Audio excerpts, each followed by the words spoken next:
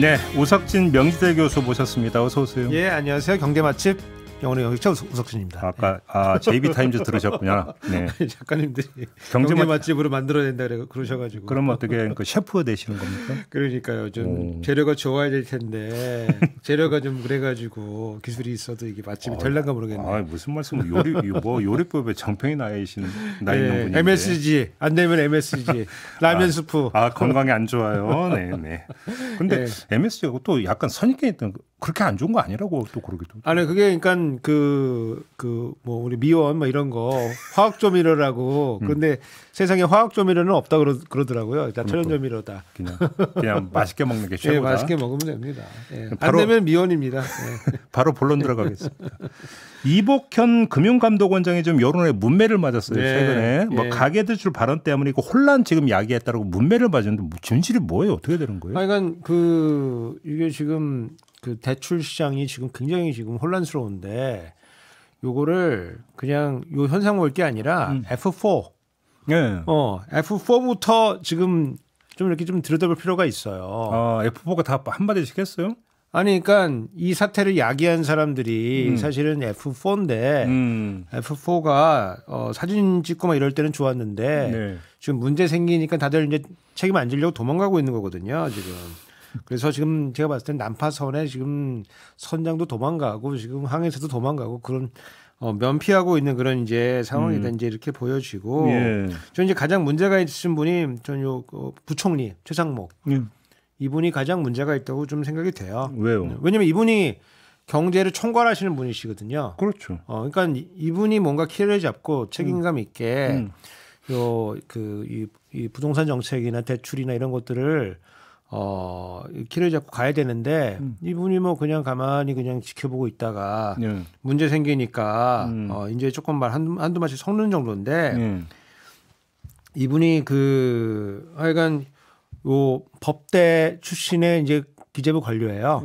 82학번. 그래서 뭐 나경원 뭐 이런 그 학번이네요. 그 학번입니다. 나경원 의원, 뭐 조국 대표 그렇습니다. 같은 82학번. 이분이 공부를 제일 잘했다 그래요. 그래요? 누가 소문냈는지 모르겠지만, 근데 사시 안 보고 행시 보고 공무원 됐다. 그래서 하여간 이분이 법대 82학번 중에 되게 약간 되게 공부를 했는데 사실을 안 본 약간 그런 존재인데. 약간 특이한 케이스네요. 특이한 케이스입니다. 특이한 케이스고 이분 공무원 커리어 중에 상당히 어려운 위기 상황들이 좀 있었어요. 옛날에 얼핏 말씀하셨죠. 감옥 갈 뻔한 위기 상황들이 좀 있었는데 아니면 공무원 옷을 벗을 만한 상황도 있었는데 이분 살아나오셨습니다. 그러니까. 그래서 어떻게 살아나오셨냐 그랬더니 법대잖아. 법대잖아. 그래서 하여간 이분이 지금 지금 나서지를 않고 있는데 지금 이 사태가 생긴 그 원인을 좀 잘 생각을 해보면은 연초에 이 윤석열 정부가 총선 치른다고 그 재정을 뭐 엄청 쏟아붓기 시작했거든요. 그래서 당시에 이제 그 경제정책 방향이라고 올해 초 경제정책을 어떻게 운영할 거냐 그러면은 제 첫 번째 목표가 물가를 조기에 안정시키겠다. 이게 첫 번째 목표였어요. 그 얘기는 무슨 얘기냐면 우리 그럼 긴축으로 간다.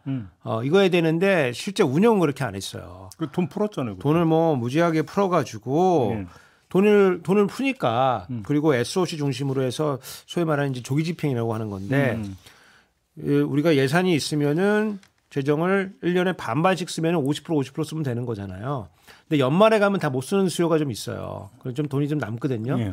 그러니까 보통 한 전반기에 한 55% 쓰고 하반기에 이제 한 45% 쓰면 대충 맞아요. 근데 이거를 65%까지 당겼었거든요. 그러니까 뭐 총선 앞두고 뭐 그렇게 한 거고 그다음에 뭐 그린벨트도 풀고 규제도 완화해 준다 그러고 그다음에 뭐 기억나실지 모르겠지만 대통령 뭐 다니시면서 뭐 민생 토론회 하신다 그러면서 무슨 도로는 또 지하화하고 뭐 개발하고 뭐 이런 거 엄청 했잖아요. 그리고 이제 그걸 재정으로 뒷받침하겠다 그러고 세미나도 열고 막 이랬거든요. 그러니까 전반적으로 이제 부동산 시장 경기 부양을 통해 가지고 선거 치르려고 그랬죠. 그러니까요. 그래서 물론 이제 지금 그 나오는 결과를 보면은 뭐 여사님하고 이제 뭐 한동훈 대표하고 뭐 공천 둘러싸고 뭐 이제 싸워대는 바람에 지금 나 총선 다 말아먹었지만은 여하튼 경제 라인에서는 이 부동산 경기 띄우려고 엄청나게 쏟아 부었다. 이제 이렇게 시작이 됐는데 그래서 이 부동산 경기를 들썩들썩하게 만든 장본인은 최상목이다. 최상목이다. 그게 제 1번 책임자고 2번 책임자가 이제 금융위원회예요. 네. 금융위원회는 정책 자금을 막 밀어넣었어요. 네.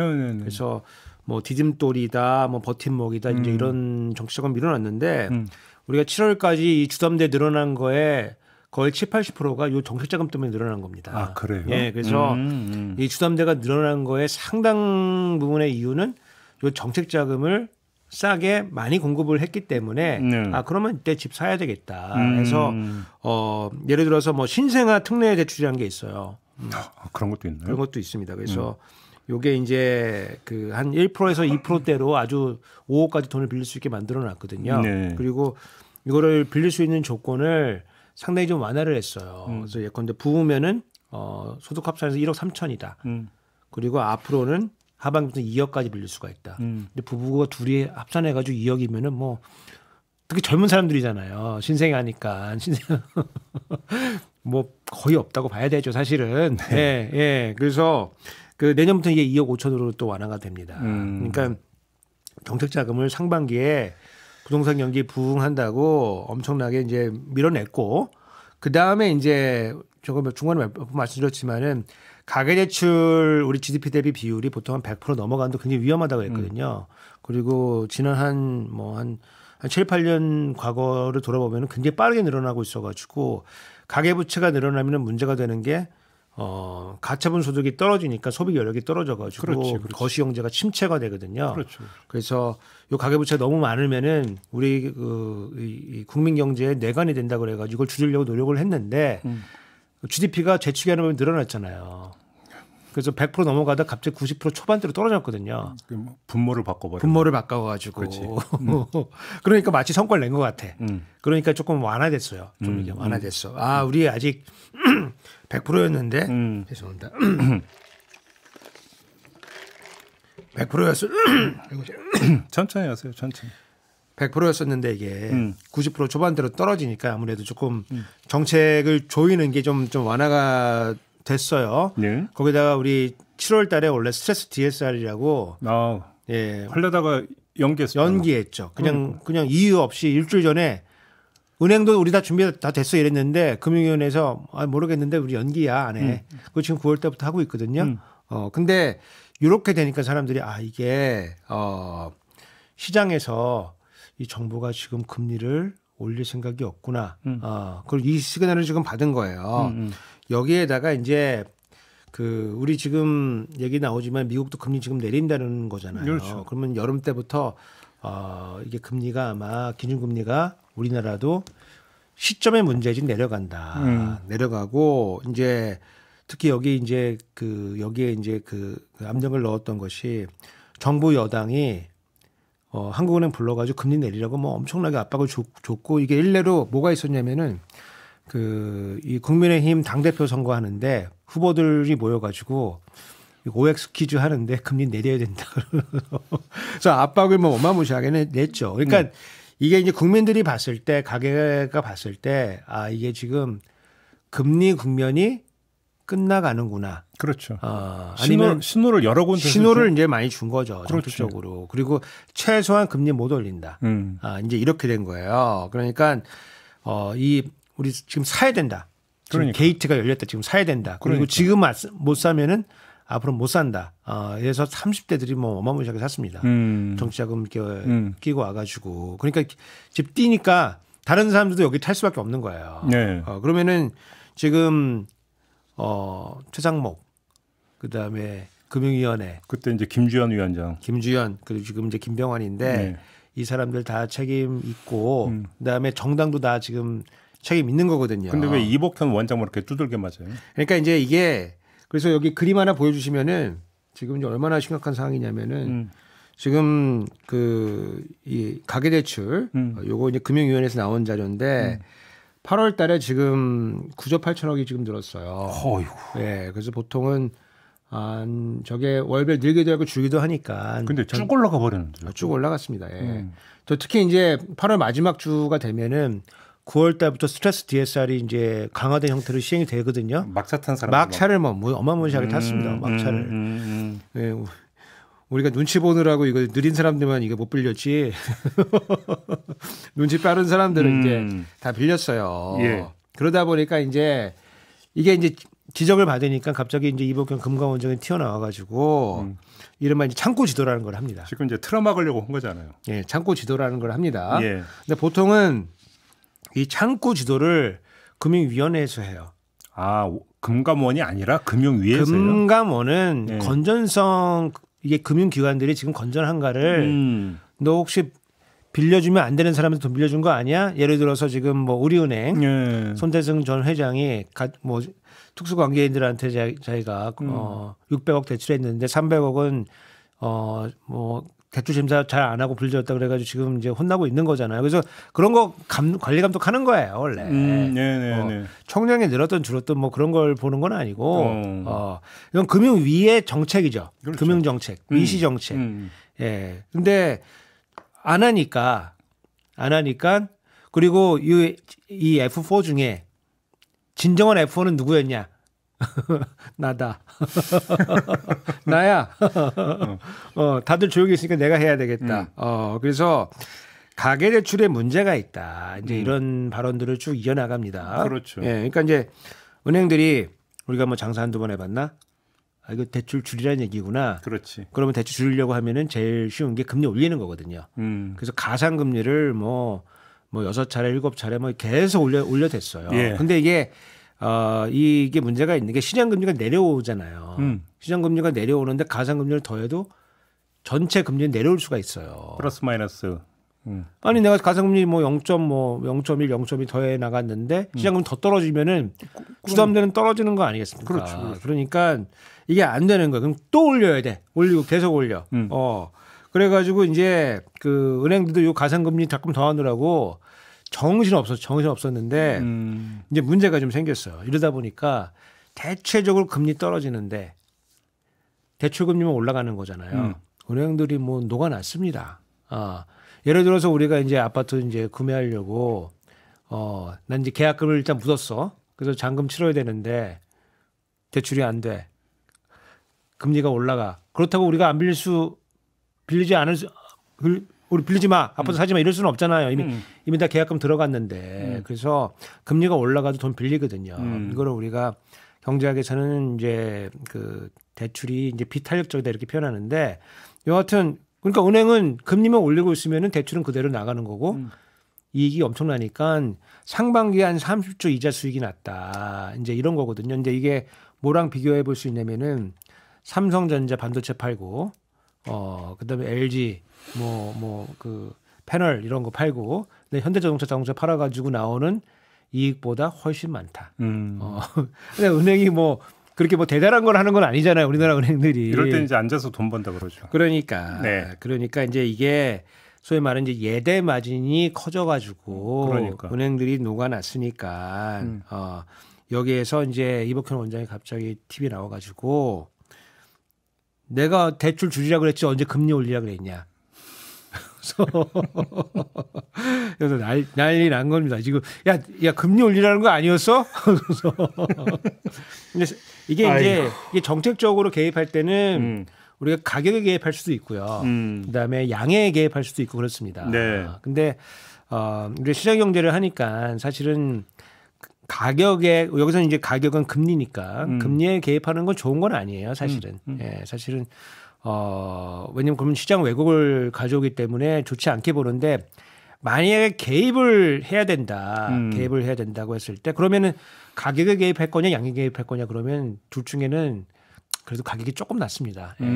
둘 다 좋은 건 아닌데 가격이 조금 나아요. 그러니까 금리를 조금 올려주면은 사람들이 보고서 판단을 해요. 예.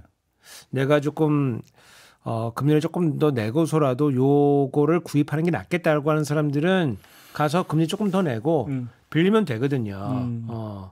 근데 양을 규제를 하기 시작하면은 그러면은 이 양을 어떻게 나눠줄지의 방법이 없어요. 네. 이걸 저희가 신용 할당이라고 해요. 크레딧 레이션이라고 하는 건데, 그러니까 이복형 원장이 TV에 나와가지고 우리가 대출 세게 보겠다 이러니까 야 저거 지금 뭐 어떻게 하라는 얘기야 그러면서 은행들이 그 뜻을 가지고 뭔가 좀 실행에 옮겨야 되니까 야 가상금리 일단 올리는 건 일단 중단. 그 다음에 양을 규제를 해야 되니까 이 양을 어떻게 규제를 할지 모르잖아요. 그러니까 이제 소위 말하는 이제 그 다주택자한테 대출 안 해주겠다. 네. 이런 정책이 나온 거고 이게 하다 보니까 1주택자한테도 안 해주겠다. 그럼 야, 난 집 갈아타려고 그랬는데 보통 내가 1주택자인데 다른 주택 하나 사가지고 이거 갈아타는 거잖아요. 네. 아니면은 이제 많이 하시는 게 일단 좋은 집이 있으면은 일단 내가 그 전세 끼고 사가지고 나중에 이 집 팔고 그 집으로 들어간다. 이런 게 보통 많이들 하시는 방법인데. 그렇지. 예, 이게 지금 막히게 된 거예요. 왜냐면 이제 전세를 끼고 살려고 하면은 이제 전세 세입자가 대출을 받아야 되는데. 그렇죠. 근데 이게 계약할 때랑 입주할 때랑 이게 그 계약한 사람이 이제 일치해야 된다 그래가지고 대출이 안 나오니까 이제 난리가 현장에서 지금 완전 난리가 났습니다. 심지어 생활 안정자 뭐 생활에 쓰려고 주택담보대출 받는 것도 그것도 막 막는다 그러니까 시장이 완전 난리가 그러면 나가지고. 결과적으로 이복현 원장은 혼란을 초래한 당사자가 맞습니까 아닙니까? 원인은 아니지만 혼란을 지금 하고 있는 거죠. 그래요? 시장이 지금 난리가 났죠. 그러면서 이제 나온 게 실수요자에 대해서 피해 없게 해라. 근데 실수요자가 누군지 어떻게 알아? 예. 실수요자가 나 여기 실수요자 이렇게 써놓고 다니는 것도 아니고 사는 사람은 다 실수요자지. 그러면 이제 막 임의적으로 여러 가지 정의를 해야 돼요. 네가 1주택 주택을 1주택자면서도 뭐 3년 내에 기존 주택을 뭐 처분하는 뭐 이런 갖가지 이제 행정 조치를 하면서 이 신용 할당을 해야 되기 때문에 시장이 상당히 그 혼란스러워지고, 그러니까 이게 혼란스러워지니까 갑자기 이제 그 새로 들어온 금융위원장이 김병환 장관이 들어와 가지고 우리는 이제 자율관리다. 자율관리다. 언제 금융위원회가 자율관리했다고 해서 진짜 그러니까 갑자기 튀어나와 가지고 지금 교과서 같은 얘기 지금 하고 있는 거예요. 근데 이 문제를 해결할 수도 없으면서 지금 그 금융위원장이 지금 자세 잡고 있어가지고. 그러니까 결과적으로 이복현 원장이 화살바지 돼버린 거예요. 화살바지가 지금 돼 있죠. 그러니까 욕은 그냥 혼자 담았네. 네. 이 전투 이 와중에 이 혼란의 와중에 홀로 빠져나가 있는 사람은 이제 한은. 그렇죠. 예, 한은 총재는 지금 빠져나가 있습니다. 왜냐면은 지난 우리 8월달에 이제 금통위원회에서 이제 금리 동결했는데 다 금리 내리라고 압박을 줬거든요. 미국이 9월달에 좀 있으면 그 금리 내린다 그랬는데 우리가 먼저 내려도 되는 거 아니냐 선제적으로 압박을 엄청 줬는데 동결시켰어요. 근데 뭐 이유는 뭐 여러 가지 뭐 멋있는 얘기 들었지만은 결국에는 뭐 이런 거거든요. 야, 혹시 아파트가 폭등할 수도 있는데 우리가 금리 내렸다가 우리 때문은 아니지만 아파트 폭등하면은 우리가 다 뒤집어 쓰는데 우리가 왜 그거를 이제 기재부인의 금융인의 잘못한 거를 우리가 왜 뒤집어 쓰냐 이러면서 한 발 뺀 거예요. 빼면서 그 이창훈 총재가 되게 약간 좀 의례적으로 그 한은을 비판하는 용산에 대고 한번 싸줬어요. 네, 그래서 뭐 저런 것도 하시네. 그래서 약간의 저항 모드. 예, 그래서 이 논란에서 한은만이 지금 빠져나와 가지고 건망하고 있다. 근데 그 이제 좀 있으면 이제 그 10월달 되면은 이제 금통위원회 또 금리 또 결정해야 되는데 그때 이제 금리를 내릴지 동결할지 좀 또 어려운 결정을 다시 한번 해야 됩니다. 오케이. 하여간 총 정리하면 이렇게 결론 내려면 되겠네요. 이복현 왜 나만 갖고 그래? 억울할 것 같아요. 그러니까 이게 오늘의 결론. 이 문제는 지금 경제 사령탑이 지금 없다는 겁니다. 그렇죠. 그리고 최상목은 생각보다 약하다. 약하다 가지고는 안 되고 생각보다 후지다. 예. 왜냐면 그동안 뭐 거시경제 뭐 엄청 잘한다 그랬거든요. 근데 보니까 안 돼. 거시경제 운영이 안 돼. 예. 그래요? 예, 안 돼. 그래서 지금 우리 이 기재부의 정책이 지금 어디로 가는지 지금 알 수가 없습니다. 지금. 예. 알겠습니다. 예. 나토다. 노 액션 토크 온이다. 아, 나토를 또 그렇게. 나토다. 오케이. 이 문제는 이렇게 정리를 하고 예. 짧게 하나만 더. 공정거래위원회에서 이른바 플랫폼법 입법 방향을 지금 발표를 했거든요. 이것도 상당히 지금 논란 조짐이 있던데 핵심 내용이 어떤 거예요? 그러니까 이게 그 위메프 사태 때 이제 플랫폼들이 조금 문제가 있는 거 아니냐. 특히 이제 뭐 정산하는 문제 그 그렇죠. 포함하고 그렇죠. 그다음에 뭐 수수료 올려가지고 그 뭐 자영업자들도 힘들고 그다음에 여기 입점하고 있는 업주들도 굉장히 힘들고 그게 이제 나중에 궁극적으로는 소비자들한테 전가가 될 건데 그래서 이른바 이런 사태가 났을 때 플랫폼법 예 그래서 플랫폼 공정경제 촉진법인데 플랫폼을 만들자라고 공정거래위원회도 계속 주장을 해왔고 그다음에 국회에서도 그런 논의들이 좀 있었거든요. 만들어야죠. 예, 근데 이 플랫폼법이 용도 3일에 끝났다. 용도 끝났다. 용도 3일 끝났다. 그래서 어떻게? 공정위가 발표를 했는데 일단 플랫폼 제정을 안 한다. 안 한다. 안 한다. 그리고 기존에 있던 공정거래법을 개정한다. 거기에 이제 포함 거기다 집어넣는다. 그래서 뭐 장점은 원래 있던 법에다가 그냥 이 플랫폼과 관련된 조항을 하나 넣으면 되기 때문에 뭐 쉬운 측면은 있어요. 쉬운 측면은 있지만은 이 기존의 공정거래 체계에서 이 플랫폼 비즈니스를 다 규제할 수 있냐라고 하는 여러 가지 걱정이 됐기 때문에 이게 새로 만들어진 그 모형이기 때문에 이건 좀 따로 규제를 좀 해야 될 거 아니냐라고 그런 논의가 그것도 말 되죠. 근데 아무튼 공정거래위는 공정거래법에 그냥 그 조금 추가만 시킨다는 거죠. 추가시키는 건데 뭘 추가한다는 근데 제일 중요한 게 뭐냐면은 이제 사전 지정제도라고 하는 걸 가지고 규제를 하려고 했어요. 사전 지정제도. 예, 사전 우리 그러니까 그 시장 지배적 사업자. 이거 뭐 시지라고 뭐 줄여서 부르기도 하고. 뭐 시장 점유율이 몇 % 이상 되면 몇 % 이상 되면은 그러면은 이제 여러 가지 이제 관리 대상에 들어오고 뭐 과징금 물 때도 조금 더 많이 물어야 되고 그다음에 니네가 이 여러 가지 처분을 받아야 되는 대상인 것을 나는 받는 사람이면 여기 시장 난 지배적 사업자가 아닌데 이렇게 주장하고 싶을 거잖아요. 입증 책임을 니네가 져야 된다. 그래서 요게 이제 사전 지정이 이제 되게 되면은 상당히 이제 타이트하게 관리가 들어오는 거예요. 그렇죠. 근데 요번에 이제 개정할 때 사전 지정 제도는 뺀다.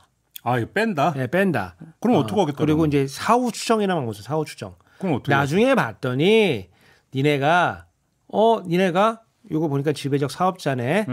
그러니까 이제부터 우리 좀 강화된 처분을 받아야 된다. 뒷부분이에요, 그거?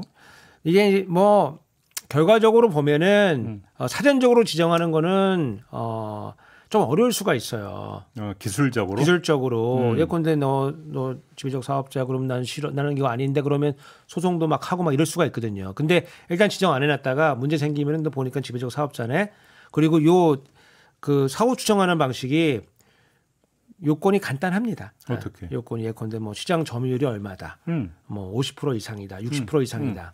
아니면은 세 기업이 합쳐가지고 뭐 예컨대 뭐 75% 이상이다, 80% 이상이다. 그러니까 그게 약간 좀 간단합니다. 독과점. 요거 독과점. 지금 보니까 독과점이네. 너 지배적 사업자네. 이렇게 지정하는 게 쉽습니다. 쉽고 대신 이제 미리 지정하는 게 아니니까 기업들은 조금 더 자유롭게 그 활동할 수가 있고 근데 결과적으로 네가 보니까 지배적 사업자가 된다. 그래서 이게 이제 그 공정거래위원장이 설명하기에 이게 시행하기가 쉽고 빨리 할 수가 있다. 그러니까 이게 더 이제 효율적이다 이 얘기인 거죠. 공정이 논리는. 뭐 그런 건데 원래 이제 사전적으로 지정하려고 하면 이제 경제적 분석이라는 걸 해야 돼요. 네가 시장 지배율도 높을 뿐만 아니고 네가 가격을 올렸을 때 사람들이 여기서 도망을 못 가고 네 상품 사야 될 거 아니냐. 이제 요거까지 입증을 좀 해줘야 되는 상황이거든요. 왜냐면 내가 장사를 잘해가지고 시장을 80% 먹었어요. 근데 내가 조금만 잘못하면은 내가 시장 점유율이 40% 30% 떨어질 수가 있잖아요. 경쟁이 심해가지고 나는 경쟁의 결과로서 내가 시장을 많이 먹은 거지.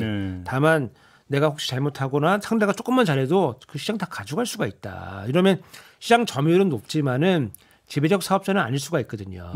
그러면 사전적으로 지정하려고 하면 이제 이게 이 경제적 분석도 같이 해야 되는데 사후 지정은 이 경제적 분석이 필요가 없어요. 그러니까 그래요? 쉽다. 그래서 장점은 있어요. 근데 이게 문제가 뭐냐면은 그동안 이제 공정거래위원회에서 사전 지정하겠다고 막 그랬거든요. 입장을 바꾼 거잖아요. 입장을 바꿨어요. 그러니까 원래 사전 지정이 필요하고 이게 멀티 호밍이라는 게 있어요.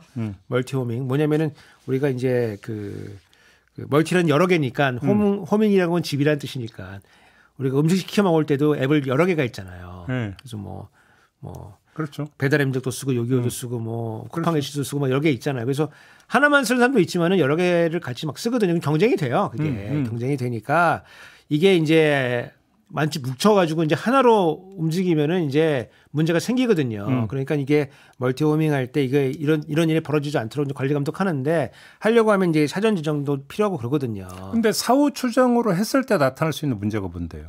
사후 추정하게 되면은 이게 이제 여러 가지 자료를 받아가지고 이제 뭐 매출액도 봐야 되고 뭐 이렇거든요. 그리고 뭐 이네 사용자가 얼마냐. 그러면 이제 국내 기업들은 그걸 다 낼 거예요. 근데 예컨대 난 국외 기업이다. 그러면 내가 왜 니네 행정에 내가 왜 배달 민족이라는 게 지금 외국 독일계 독일이죠. 독일 기업이죠. 그래서 그럼 이런 데가 안 내 그럴 수 있는 거예요? 그럴 수도 있죠. 국내 영업을 하는 아니 예를 들어서 우리가 이제 우리 유튜브 보면은 여러 가지 이제 과세 문제가 있는데 여기서 광고하고 돈 여기서 다 벌어가는데 과세가 잘 안 되거든요. 그럼 빠져나갈 수 있다는 얘기네요. 빠져나갈 수가 있죠.